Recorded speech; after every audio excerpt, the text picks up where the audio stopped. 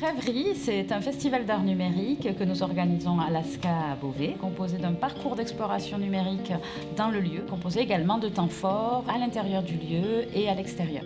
On invite les spectateurs, les visiteurs à découvrir l'art sous toutes ses formes, l'art dans sa notion hybride, numérique. Donc nous sommes essentiellement une association qui travaille la musique et le cinéma. Donc ce temps fort, il est pour nous l'occasion de croiser toutes ces disciplines et d'ouvrir même vers d'autres champs.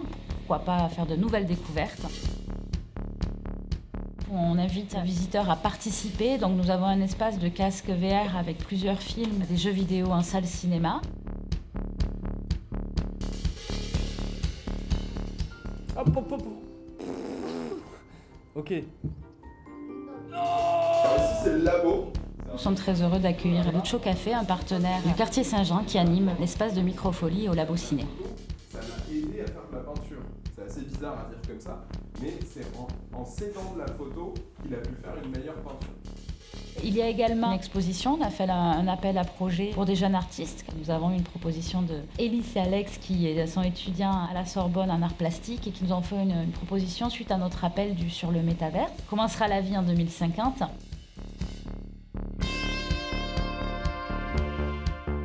Là, on continue notre parcours et on est sur donc 2 propositions en réalité augmentée. Donc, nous avons à la médiathèque Julie Cheng qui travaille la réalité augmentée avec un univers très poétique autour des tanuki. Elle nous invite au travers son livre à savoir quel est l'animal totem. Donc, c'est voilà, une exploration dans la nature et dans un univers très coloré. Et à côté, nous avons la grande fresque et murale et au sol de Ellie Oldman.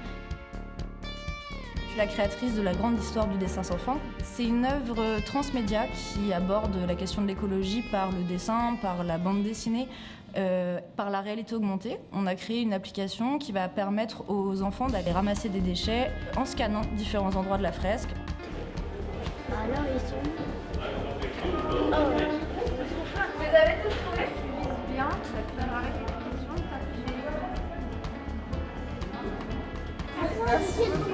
Si vous voulez continuer un petit peu comme ça, vous pouvez aller... Le mapping cette année, c'est un petit peu un fil conducteur dans notre programmation. Nous avons un mapping qui a été réalisé avec des habitants du quartier, donc dans un cadre d'un workshop participatif. Nous avons également une artiste espagnole, Sylvia Isaac, qui présente un mapping intérieur également, mais en salle de cinéma. Donc Kubrick's Odyssée, c'est un hommage à Kubrick et qui propose un voyage immersif d'environ une dizaine de minutes. Et nous aurons du coup un temps fort lors de la lecture un parcours en extérieur, réalisé en collaboration avec les rencontres audiovisuelles. S'interroge un petit peu sur qu'est-ce que le mapping. On a invité des artistes qui s'interrogent sur ces questions, notamment notre grand invité cette année, c'est Yann Nguema.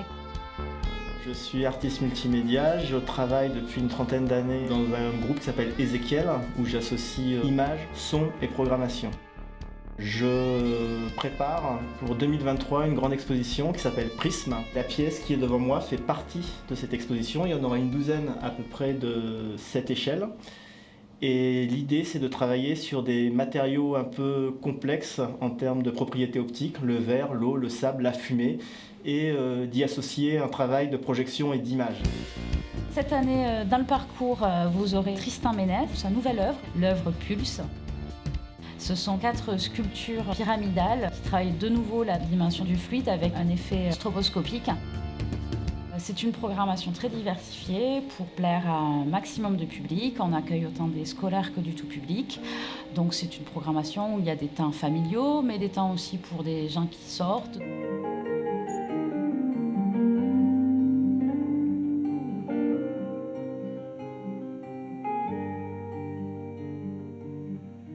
One day I'll forget the pain and I'll go far away. Don't say you've not been hurt. You must feel discord inside your heart. Il y aura 2 lives audiovisuels.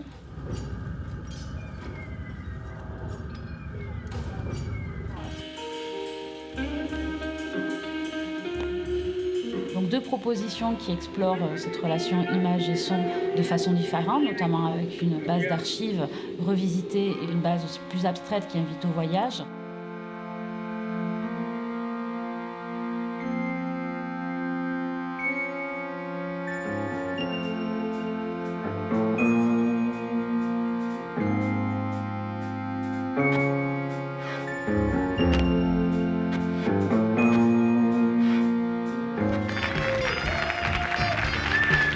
C'est aussi la convivialité, inviter les gens à passer un bon moment et de découverte, de spectacle, de partage et de festif parce qu'il est important qu'on se retrouve.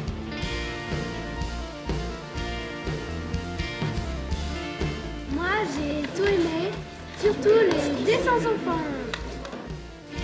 Moi, j'ai adoré les voir adorer. Vraiment, j'en ai pris plein les yeux. C'est une super expo. Je vous conseille vraiment de venir. C'est aussi bien pour les enfants que pour les parents. Et vous allez adorer. L'équipe est extra, vraiment.